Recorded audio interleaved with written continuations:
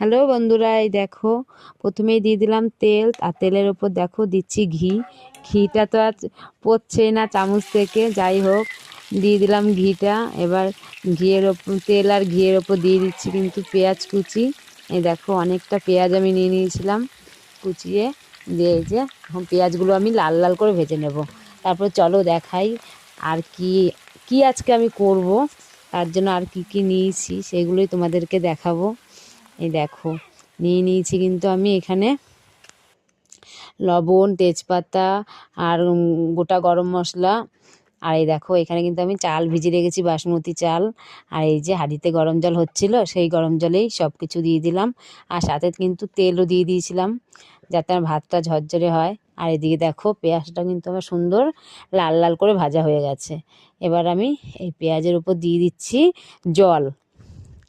দেখো ভাজা পেঁয়াজের উপর কিন্তু জল দিয়ে দিলাম। তাহলে তোমরা বুঝতেই পারছো কি করব। আমি আজকে বিরিয়ানি করব, তাও আবার কলকাতা স্টাইলে দাদা বৌদি বিরিয়ানি।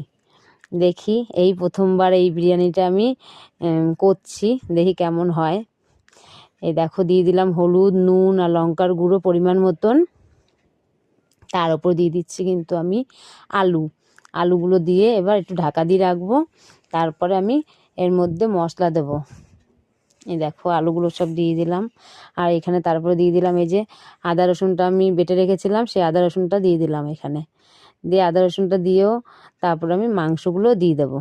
আর মাংসগুলো কিন্তু আজকে আমার বিরিয়ানির পিস করা ছিল না, কারণ আজকে আমার বিরিয়ানি করার কথা ছিল ডিম দিয়ে।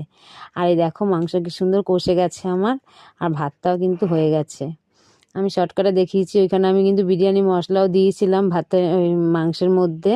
আমি সব কিছুই এখানে দিয়ে দিয়েছিলাম, মানে খুবই শর্টকাটে, খুব সুন্দর একটা জিনিস। আর এই দেখো আমি এখন হাঁড়িটাও বেশ সুন্দর করে সাজিয়ে নিলাম, সব কিছু দিয়ে লেয়ার দিয়ে দিলাম।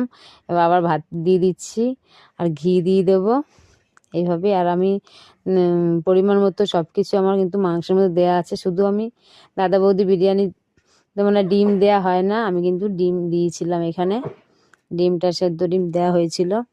এইভাবে বন্ধুরা সত্যিই দারুণ টেস্ট হয়েছিল, খুবই টেস্টি হয়েছিল। তোমরা কারা এইভাবে করেছো, আর যারা করোনি তারাও একবার করে দেখো।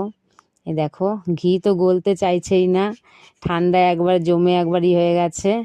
যাই হোক ঘিটা দিয়ে দিচ্ছি, আমি একটু গলিয়ে নিয়েছিলাম, দিয়ে এই যে ঘিটা দিয়ে দিলাম। দিয়ে দেখো কেমন আছে বাবু, দারুণ দারুণ বিরিয়ানি খেয়ে শান্তি।